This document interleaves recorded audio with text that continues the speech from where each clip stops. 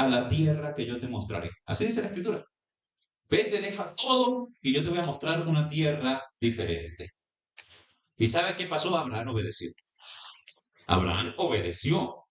Confiando en las promesas de Dios, dejó atrás a sus parientes en Ur de los Caldeos para seguir la voz de Dios hasta un lugar de extranjeros. En Hebreos capítulo 11, el versículo 8, para los que lo pueden buscar, no aparece allí, dice la Escritura, por la fe, Abraham. Y esa forma de comenzar el versículo es importantísima. Por la fe, o sea, sin haber visto nada. Era la primera vez que él escuchaba la voz de ese Dios que le hablaba. Otra vez de un psiquiatra, ¿verdad? No, él no. Él creyó. Por la fe Abraham, dice la Biblia, siendo llamado, obedeció. Mire que la obediencia a Dios, cuando se trata de dejar cosas que nos gustan, la obediencia a Dios es un asunto de fe, de confianza. Dices, obedeció para salir al lugar que había de recibir como herencia y salió sin saber para dónde ir. Imagínese uno armar todos los trastos y que le digan para dónde vamos y digan, no sé, ¿qué pensará la mujer, no? Mujeres, aprendan de esa señora Sara, qué cosa tan impresionante. ¿Para dónde vamos, Abraham? No sé, amor, monte todo el carro. Carro de huellas, ¿no? No importa. Bueno, mi amor, yo monto esto también. Sin saber para dónde iba, dice la Biblia. Salió Abraham. Entonces la fe, según lo que nos dice Hebreos, la fe es el motor que puede llevar a un hombre a menospreciar lo que ve, a menospreciar lo que cree tener seguro, porque uno es muy tonto y cree que tiene cosas seguras en esta vida, para buscar cosas que todavía no ha visto, para buscar cosas que nadie le ha comprobado. De eso se trata la fe, de salir de este mundo en búsqueda de cosas mejores que las que este mundo puede ofrecer. Hebreos 11, otra vez ahí está. Miren el verso 10. Dice, Abraham buscaba era una ciudad construida por Dios. ¿Se da cuenta que dice allí? Mire, Hebreos 11:10. ¿Qué dice?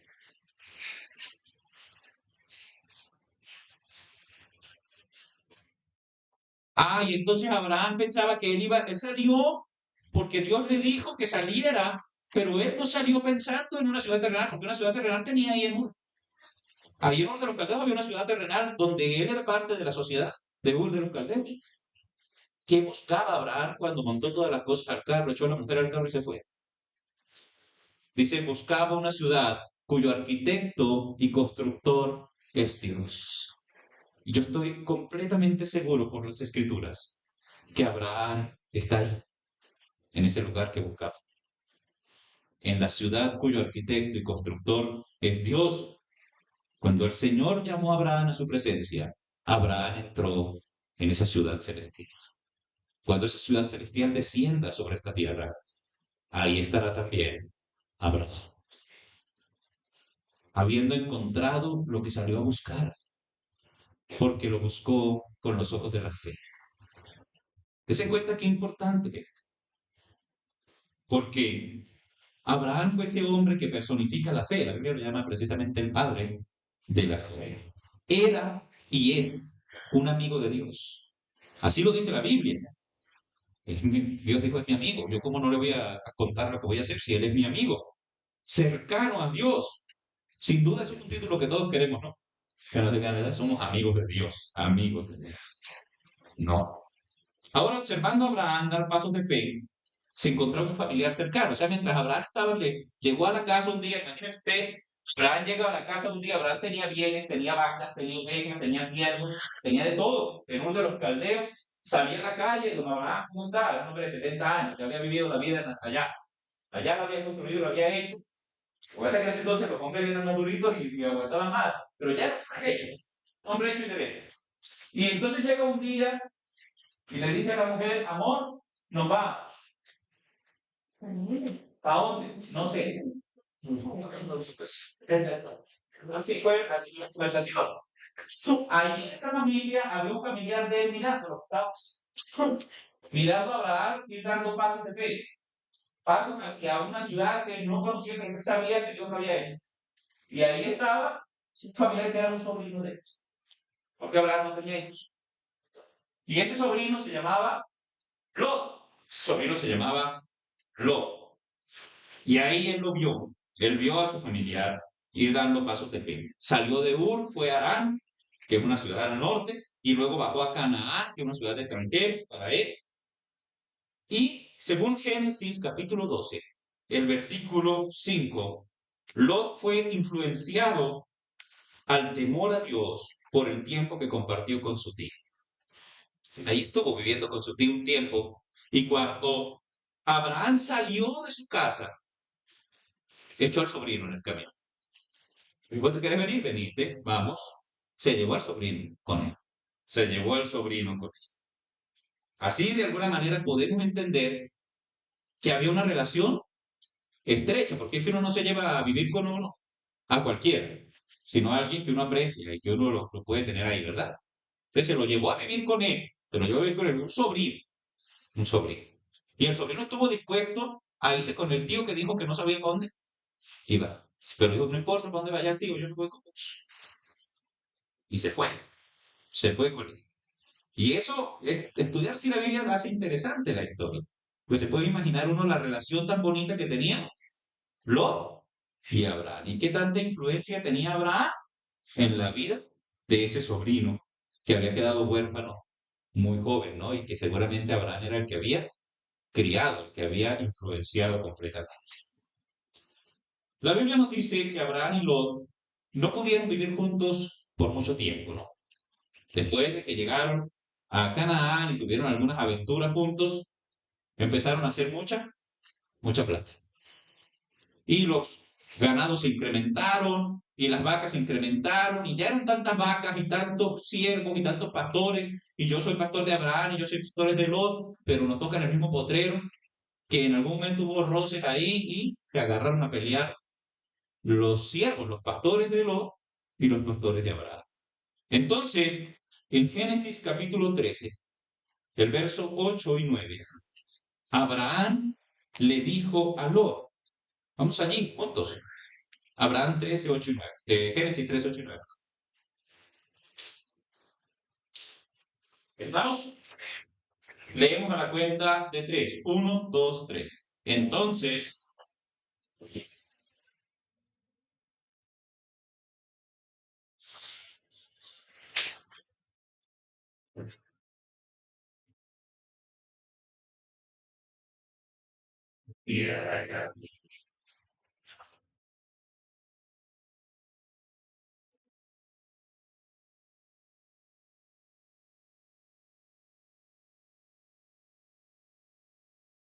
bueno, Abraham le dijo a su sobrino, sobrino, venga acá, ¿cómo vamos a pelear vos y yo?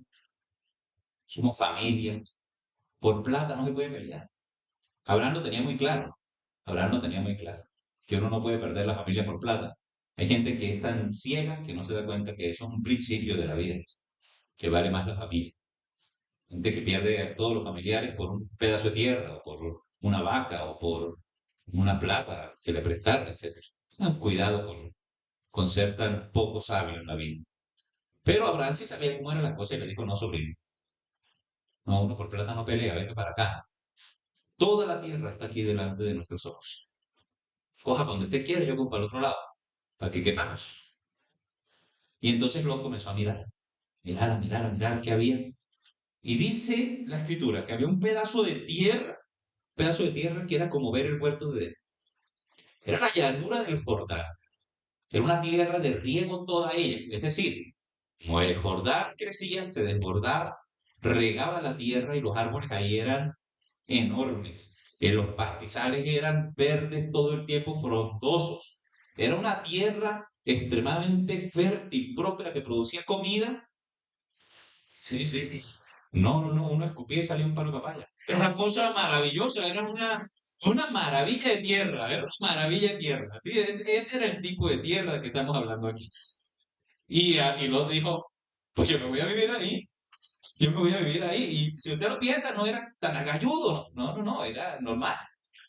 Normal, yo no, pues yo cojo para allá porque yo veo que allá hay buena tierra. Y yo necesito buena tierra para mi ganado, para mi familia, para garantizar la comida.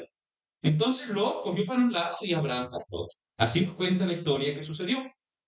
Lot fue a morar en la parte más hermosa que sus ojos pudieron mirar, que era la llanura del Jordán, que la Biblia dice que era como el huerto verde y exuberante de Jehová.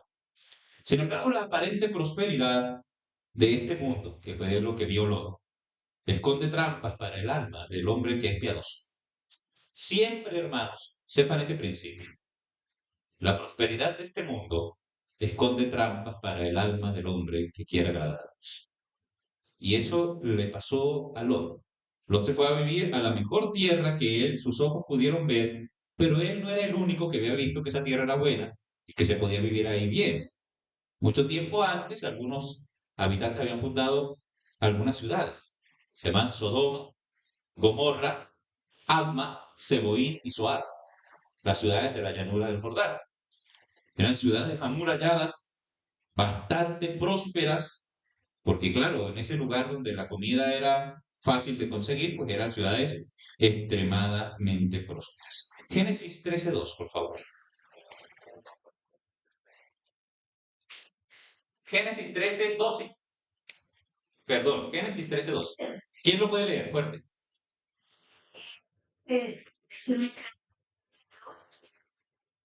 Las ciudades de la llanura y fue poniendo sus tiendas hasta Sidón. Entonces, ¿qué pasó? Que se fue a vivirlo a la llanura verde que él había mirado, ¿no? Puso sus tiendas allí el primer día en la llanura verde, cuando él llegó, trajo las vacas, todo allí, y allá a lo lejos se veía la ciudad. Entonces, la mujer el otro día le dijo, amor, yo necesito un cortecito de tela. Y pues allá hay una ciudad. Vamos a ver qué con el mercado. El primer día él entró allá a la ciudad, a la puerta de la ciudad donde estaba el mercado, compró las cosas, llevó unas cabras para vender, volvió a su casa. Y te dijo, ¿qué tal la ciudad? Muy, muy bonita, bonita, próspera. La comida que hay allá. No solamente te traje la tela que querías, sino que te traje esto y aquello, y la mujer resolvió la vaina. Entonces, la siguiente vez, como ellos eran nómadas, la siguiente vez que levantaron las tiendas, dijeron, pues nos queda más cerca en lugar de caminar 10 kilómetros para la ciudad, vamos a caminar la mitad. Y pues, colocó las tiendas más cerca. Y la Biblia dice que así fue sucediendo y fue colocando sus tiendas hasta que la tienda de Lot quedaba en la puerta de Sodoma. Ya el hombre salía, el orinal de Lot era ahí en la puerta, el mismo de la ciudad de Sodoma, ya era lo mismo, ahí estaban pegados ya. Compartía el baño con el vecino que era el de la puerta de Sodoma. Así estaba la ciudad. Se volvió amigo de los guardias, se volvió amigo de los señores que vivían en la ciudad, empezó a entrar a la ciudad y a vivir en Sodoma, hasta que un día esta armadera de tienda y desarmadera de tienda, siendo que nosotros vivimos ya aquí prácticamente pegados en Sodoma, ahí en Sodoma me alquilan una casa lo más de bonita y se metió a vivir dentro de eso. Y esto es una cosa gradual, que no se dio de un día para otro, sino que se fue justificando, que había razones de peso para irse acercando a la ciudad, y es que la comodidad material a uno le va haciendo creer en la cabeza de uno que uno puede justificar ciertas tolerancias al pecado. Uno es así. Los seres humanos somos así. ¿Qué es más cómodo estar en esta casa con este familiar, aunque se hablen groserías, aunque se digan blasfemias, aunque se hagan, pero es que es más cómodo para mí, yo lo quiero así. Me es más fácil conseguir que comer en este trabajo donde tengo que hacer lo malo, donde tengo que hacerlo, pero es que es más fácil para mí, esto fue lo que me proveyó el Señor. Así decía el otro día, metiéndose a Sodoma. Y Sodoma es una bendición del Señor que el Señor me dio. Voy a meter aquí, vendo las cabras aquí, hago todo aquí. Se le fue haciendo fácil meterse en la ciudad de Sodoma. Y esto le pasó a Lot. Pero, ¿cómo era espiritualmente esta ciudad? Hasta el día de hoy, el término sodomía habla de pecado. Hasta el día de hoy. Y estas ciudades desaparecieron hace mucho tiempo. Y hasta el día de hoy son símbolos del pecado. Así que moralmente esa ciudad que era tan próspera económicamente, espiritual y moralmente era de lo peor que se podía conseguir. Era tanto de lo peor que Dios mismo se enteró de qué tan grave era la situación. Génesis 18:20.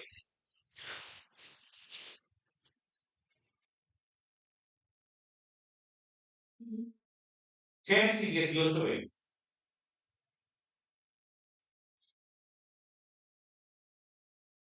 ¿Estamos allí? Okay. Lee.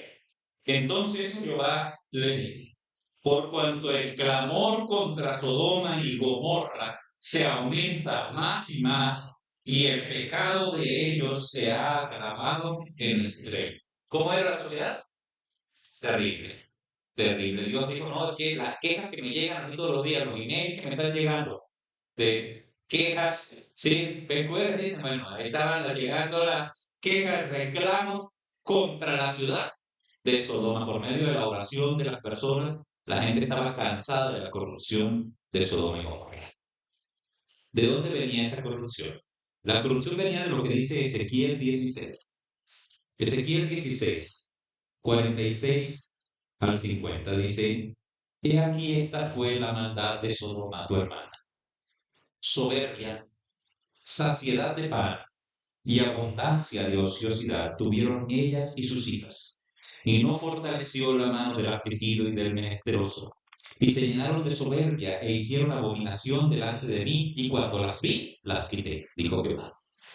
Entonces dice que había tres factores que multiplicaban el pecado en Sodoma, que propiciaban el pecado.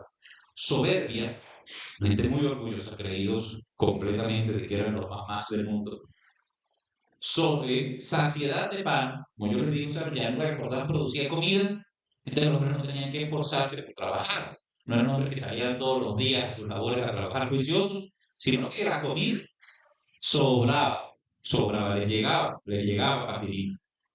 Entonces estaban todo el día desocupados, abundancia de ociosidad. Y no hay cosa más peligrosa que un hombre desocupado. No hay cosa más peligrosa que un hombre que no trabaja, que no está haciendo nada. Decía Martín Lutero que una mente desocupada es el taller del diablo. Bueno, es más la sucursal ese taller por ahí porque hay muchos hombres que no quieren trabajar. Entonces, hay que trabajar aunque no haya necesidad. Porque el trabajo permite que la mente del hombre esté ocupada y que no tenga tiempo para inventar males, para inventar cosas malas. El hombre que está todo el tiempo trabajando, antes de entrar aquí, estaba hablando con un hermano que yo no lo veo, bueno, yo como que se voló. Y entonces él me decía, no, yo a los 15 años quedé huérfano y tuve que trabajar para levantar a mis hermanos. Todos, entonces yo en una finca trabajé hasta que me puse viejo. Yo no tuve tiempo de saber qué era la marihuana, digo, ni tuve tiempo de saber qué era nada, porque si yo no trabajaba, pues no había comida. Entonces, que el hombre ocupado no tiene tiempo de estar inventando cosas malas. Es importante el trabajo, es que no es una maldición, como dice el negrito del padre, es una bendición. Y entonces, la ciudad de Sodoma se había entregado a la fornicación, a los vicios contra la naturaleza, así lo dice Judas, capítulo 1, versículo 7. Como Sodoma y Gomorra, recuerda de la misma manera que aquellos, a veces, siendo fornicados y ido en pos de vicios contra la naturaleza, fueron puestas, por ejemplo, para sufriendo el castigo del fuego eterno, dice la Biblia. Eran asesinos, eran violadores homosexuales, eran todos los habitantes de la ciudad tenían estas prácticas. ¿Cómo se enriquecían personas que no les gustaba trabajar y que estaban ansiosos? Cuando llegaban los viajeros, porque Sodoma y Gomorra quedaban en la media luna fértil. La media luna fértil era el camino de la mercancía entre Babilonia y Egipto. Eran los dos mercados más grandes del mundo. Egipto, la potencia, y la potencia naciente era Babilonia. Para ir de Babilonia a Egipto, de la parte del norte de los caldeos a Egipto, había que no se podía atravesar el desierto porque no llegaba uno, se moría. Tocaba caminar, subir por el río y bajar por el Jordán. A ese camino, que era subir y bajar, se le llamaba la media luna fértil. Sodoma y Gomorra era la parte de abajo, antes de llegar a Egipto de la media luna fértil. Así que los viajeros cansados tenían que entrar a Sodoma, a Gomorra, a Adma, a Sebonia y Zoar. Eran las ciudades donde se podía quedar la gente, en ese lugar. Entonces, la gente de Sodoma y Gomorra que no le gustaba trabajar, cuando entraba la gente le armaban una trampa. La gente entraba, pero no volvía a salir. Allí les tocaban la puerta donde se estuvieran quedando. Los violaban, los humillaban, los mataban y se quedaban con la mercancía. Ahora sí sabemos por qué había mucho clamor en contra de eso, porque la esposa y los hijos de esos hombres que iban a trabajar y no volvían, lloraban. Y el Señor se escuchaba llorar. Ahí estaba el clamor contra Sodoma y Gomorra. Peligroso, mano. Porque el impío, el hombre que se dedica a la delincuencia, que se la pasa la noche, toda la noche pensando cómo se va a meter en la casa del prójimo, cómo va a matar al prójimo, cree que Jehová no está mirando lo que le está haciendo. No hay cosa más peligrosa que el hombre desocupado. Por eso yo soy partidario del trabajo carcelario también. Que salga con una porra a hacer carretera sería mejor. Siempre no hay tiempo de marcar celular ni de extorsionar gente, ¿verdad? Qué importante entender esos principios que están ahí en la escritura. El peligro, bueno. Ahí eso lo hablamos después. Lo importante es que des en cuenta que cualquier parecido con la actualidad no es pura coincidencia, es el mismo pecado manifestándose. Ahora, ¿cómo es posible que un hombre justo, criado por Abraham, el padre de la fe, terminara viviendo en Sodoma y Gomorra? ¿Qué tipo de vida llevaba Lot en Sodoma y Gomorra? Lot, hermano, era un hombre justo a pesar de vivir en una comunidad injusta. Hoy vamos a adelantar un poquito este estudio. Vamos a ver lo que son puntos. Listo. Lo primero es que Lot no se encerró en esa tienda donde tenía las cabras y se encerró allá con todas las cabras, viendo todas las cabras y se abrazó con ella y dijo, no vuelvo a salir. No. Lot era un hombre activo socialmente. Muy activo socialmente. ¿Y de dónde sacamos esto? Pues del primer versículo de Génesis 19. Génesis 19:1. Antes de llegar a Sodoma, a la caída de Natal, estaba sentado a la puerta de Sodoma, y al verlo se levantó se inclinó hacia el suelo. Gracias. Llegaron pues dos ángeles que venían con Dios. Dios había ido a hablar con Abraham para contarle que iba a destruir Sodoma y Gomorra. Había ido con dos ángeles. Y le había dicho a los ángeles, vayan echando ustedes y yo hablo aquí con Abraham. Abraham se quedó pidiendo cacao. Hombre de Dios, si hay 100 justos, no vas a perdonar la ciudad. No, si hay 100 justos, yo perdono la ciudad. Hombre de Dios, y si hay 50 justos, no vas a perdonar la ciudad. Si hay 50, yo perdono la ciudad. Dios, y si hay 20 justos, si hay 20, yo perdono la ciudad. No, no había. No había ni 10. Era Lot. Era Lot. Si había algo que podía rescatar esa ciudad, era Lot. Y les decía yo que era un hombre justo a pesar de vivir en una comunidad injusta. Las puertas de las ciudades antiguas. ¿Cómo eran las puertas de las ciudades antiguas? Las ciudades amuralladas tenían una puerta afuera grande. Pero cuando usted entraba, no entraba directamente a la ciudad, sino que entraba y de aquí para allá había un corredor. No hablamos de un corredor muy estrecho, hablamos de un corredor, una carretera, digamos así, amplia, entre dos muros. Entonces era el muro y el contrario. Una puerta acá y usted tenía que caminar un trecho y allá había otra puerta y esa puerta sí le daba acceso a la ciudad. A ese corredor estrecho entre una puerta y otra, a eso se llamaba la puerta de la ciudad. La puerta de la ciudad era un proceso en el que usted primero los guardias lo revisaban, después entraban y encontraban un mercadillo, es decir, donde la gente traía, los de afuera venían a comerciar lo que traían y eso, entonces ahí era una especie de mercado, todo ese corredor era un mercado, y usted al llegar al final encontraba a los ancianos de la ciudad. Los ancianos de la ciudad se sentaban en carpas y eran los que gobernaban, eran los que decidían entre los casos que se habían presentado y era ahí en la puerta de la ciudad donde uno iba a buscar la gente ilustre, donde uno iba a buscar la gente importante, la gente que sabía, la gente que conocía de los temas, de las leyes, que podía hablar con el gobernador, que se podía hablar con el rey, era allí en la puerta de la ciudad. Entonces era un lugar como la calle. Entonces digamos que ahí estaba todo, lo que se llamaba ese camino, se llamaba la puerta de la ciudad. ¿Dónde estaba sentado? No. Allí donde se movía la gente, allí estaba sentado Lot. En medio de las personas importantes de la ciudad, estaba sentado también Lot. Nos dice que estaba en la puerta de la ciudad. Eso era lo importante de entender allí, que no era Lot una persona inactiva socialmente. Las noticias llegaban primero a ese lugar y de ahí se distribuían por todas las familias. A la puerta de la ciudad era donde se hacían negocios, donde se legalizaban los pactos. En la puerta de la ciudad se vigilaba quién llegaba a la comunidad, se sacaban a los ladrones, se castigaba a los pecadores, digámoslo así, ¿no? En la puerta de la ciudad hebrea, aquí está, no se castigaba a los pecadores, sino que se los premiaba. Pero era esa la puerta de la ciudad, él estaba sentado ahí y lo conocía el mundo en el que vivía. Lo conocía, no era un ignorante del mundo. A veces pensamos que ser piadoso es aislarnos y no saber qué está pasando en el mundo. No, Lot no era un hombre ajeno a qué estaba sucediendo en su mundo. Él sabía cómo estaba el mundo, estaba enterado de lo que pasaba en la ciudad, pero Lot no compartía el pensamiento, no compartía la conducta de la comunidad en la que vivía. Mire que se puede estar enterado de qué sucede en una ciudad sin ser parte de lo que se hace en ese lugar. Segunda de Pedro, capítulo 2, versos 7 y 8.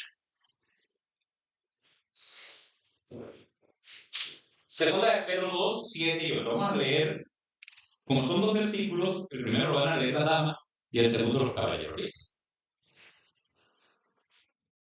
Segunda de Pedro, capítulo 2, versículos 7 y 8. ¿Están allí? Bueno, ok. El 7 lo leen las damas, el 8 los caballeros. Leemos a la cuenta de 3. 1, 2, 3.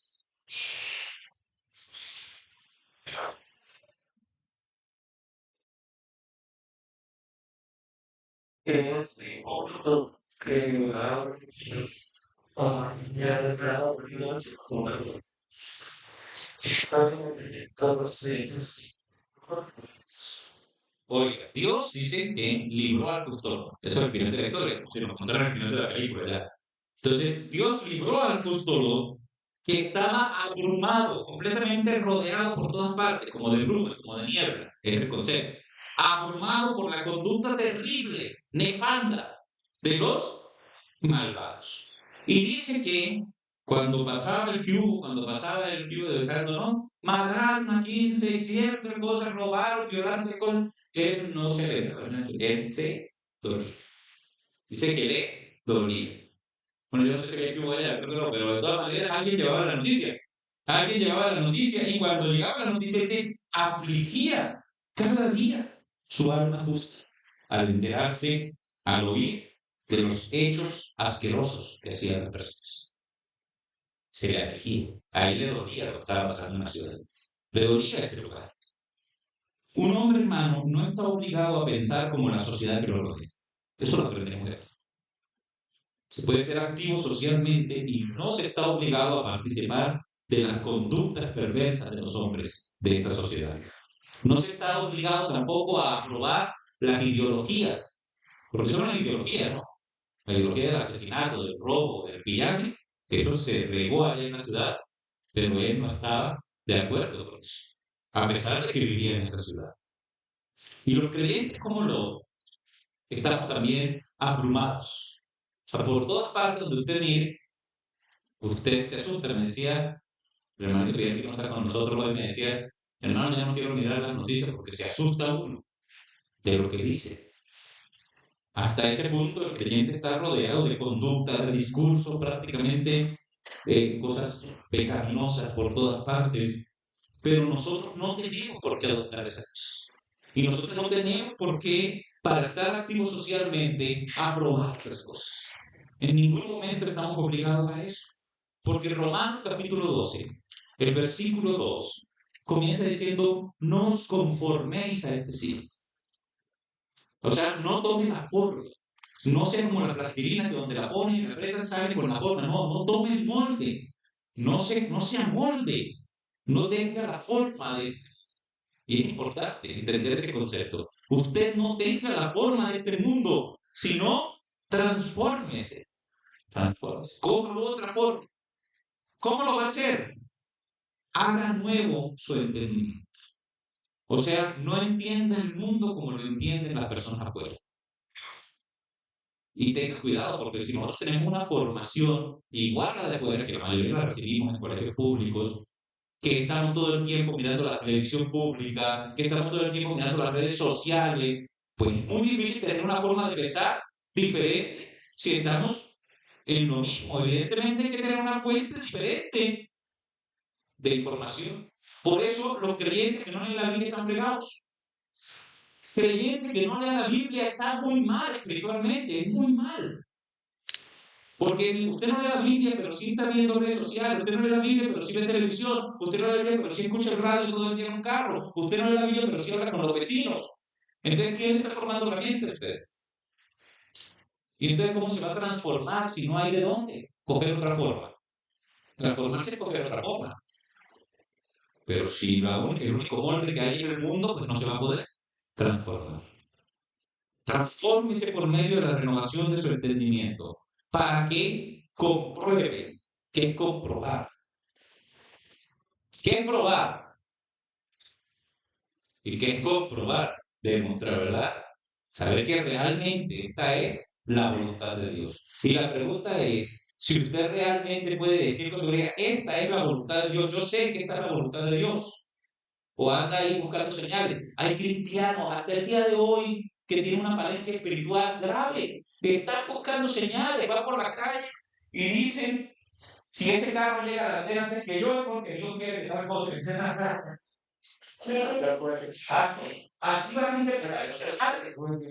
Que hoy llueve porque el Señor no quería que así. La gente buscando que Dios le haga señales. ¿Sabe por qué la gente está buscando señales? Porque no lee la Biblia. Que la Biblia no necesita señales. Porque todas las señales están ahí. Todas las señales están ahí. Y dejar por allá por encima del pie. Por andar corriendo con mi hijo, ahí está por eso del Señor. Oiga, qué peligro. Casi esta gente hoy en día buscando señales, inventándose sistemas para saber cuál es la voluntad de Dios. No hay necesidad de hacer eso. Tenemos la palabra profética más segura, la cual hacemos bien al estar atentos como una antorcha que alumbra en un lugar oscuro. Así lo dice la Biblia, con esas palabras. En otras palabras, ahí está la Biblia. Si está oscuro y usted no sabe para dónde coger, abra la Biblia y ahí está la luz para su camino. Lámpara es a mis pies tu palabra y lumbrera a mi camino. Entonces, ¿se da cuenta? Qué tristeza la gente creyendo que va a saber la voluntad de Dios por medio de señales. No necesitamos. Hay que comprobar cuál es la voluntad de Dios agradable y perfecta. Y no solamente agradable, sino buena, porque dice la buena voluntad de Dios agradable y perfecta. Hermanos, hay que corregir esa teología mediocre. El creyente necesita la Biblia como el mecánico necesita las herramientas para trabajar. Igual. Puede ser el mejor mecánico, abre el capó y no tiene la llave. Y dice, yo sé que hay que hacer, pero no hay llave. ¿Verdad? Es así de sencillo. Así de sencillo. La espada del Espíritu, que es la palabra de Dios, es el arma con el cual el creyente defiende su vida.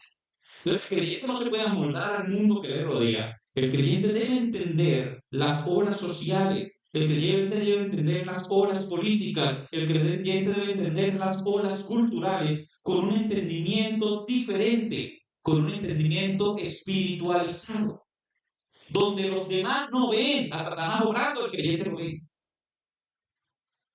Cuando se toma una decisión por allá en el Congreso y usted sabe que eso va contra la voluntad de Dios, usted dice, ahí obró Satanás.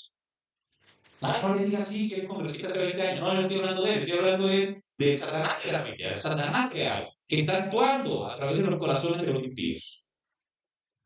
Hay que ver las cosas espiritualmente. Hay que entender que nosotros no estamos en las pasiones humanas, que nosotros no somos ni siquiera de este mundo, que nosotros tenemos que ver el mundo con un entendimiento espiritualizado, que a eso nos mandó Dios. Primera a los Corintios, capítulo 2, 12 y 13.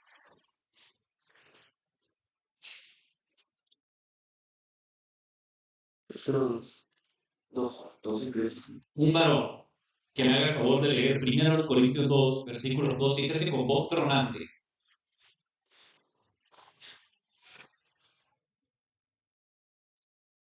No. 1 Corintios 2, 12 y 13 no dice, y nosotros no es. Ese es. ¿Quién lo lee? Ahora sí. Sí, 2, 12 y 13. Nosotros no hemos recibido el Espíritu del mundo, sino el Espíritu que proviene de Dios, para que sepamos lo que Dios nos ha concedido. Sí. Lo cual también hablamos, no con palabras enseñadas por sabiduría humana, sino con las que enseña el Espíritu, acomodando lo espiritual A lo espiritual. Hermanos, yo siempre he sido enemigo de las personas que andan buscando el diablo en todo, ¿no? Entonces, personas que ven los muñequitos con las mechas paradas y dicen, no sé, Goku tiene que ser del diablo. Y luego entonces van a la casa del vecino, ven un bodegón y dice, ese cuadro es del diablo. y luego no se da cuenta que el que parece que es el diablo es él, ¿verdad? Que en todas partes está haciendo promoción al demonio. Yo no soy amigo de eso. Pero también me parece muy triste que un creyente ignore las maquinaciones de Satanás.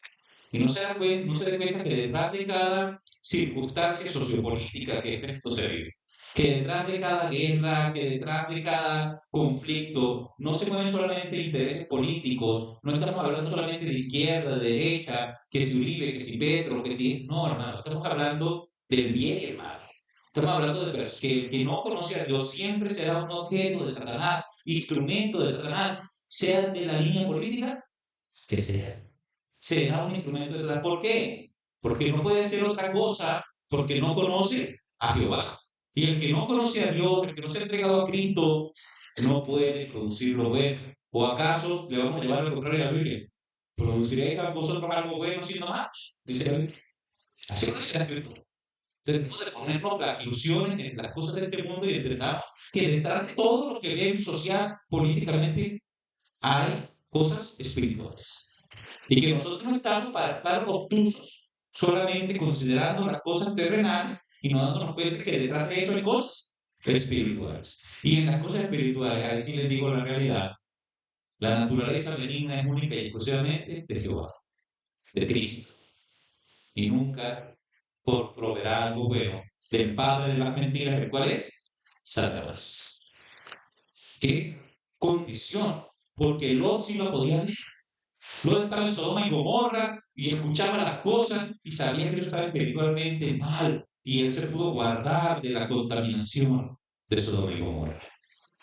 Porque cuando entendamos eso, entendamos que nosotros no hemos recibido el espíritu de este mundo, sino el espíritu que proviene de Dios, para que no andemos ignorantes, sino para que sepamos las cosas que Dios nos ha concedido, para que hablemos las cosas que Dios nos ha concedido y para acomodar lo espiritual a lo espiritual. Entonces, cuando entendemos que eso, podemos vivir en medio de Sodoma sin ser parte de Sodoma. Porque yo sé, mi hermano, que usted vive en Sodoma. Y usted se asoma a la ventana y usted siente que vive en Sodoma. Y si no, usted está muy grave, si no se da cuenta. Hermano, usted puede ver cumplido en su vida las palabras del Señor Jesucristo en Juan capítulo 17, versículo 15. Es el último versículo de hoy, para no alargarme más. Juan 17, 15.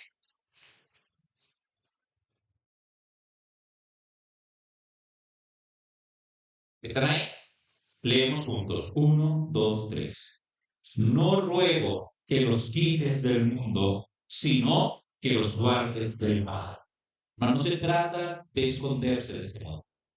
Se trata de blindar nuestra vida contra las cosas que le son desagradables a Dios. Y todo comienza en su entendimiento. Si su entendimiento es corrupto, si usted piensa como un impío, si usted piensa que la solución para todo es la forma en la que viven los impíos, si usted quiere participar de la inmoralidad sexual de los impíos, si usted quiere participar de la inmoralidad social de este mundo, si usted quiere participar de las injusticias, si usted quiere enriquecerse a la manera de los impíos, porque tiene un entendimiento entenebrecido igual que los impíos, entonces usted está aquí fingiendo espiritualidad y tirándose a la del cristiano sincero. Si usted no sabe qué dice la Biblia acerca de la voluntad de Dios y está esperando que otro venga y le sople o ver señales acerca de qué quiere Dios, usted está obrando como un impío. Así lo hacen los impíos. El creyente no lee la Biblia porque sea buen lector. ¿Cuántas veces? Hermano, usted lee la Biblia. Hermano, yo soy tan mal lector. ¿Eso qué importa? ¿Quién dijo que uno leía la Biblia porque era buen lector?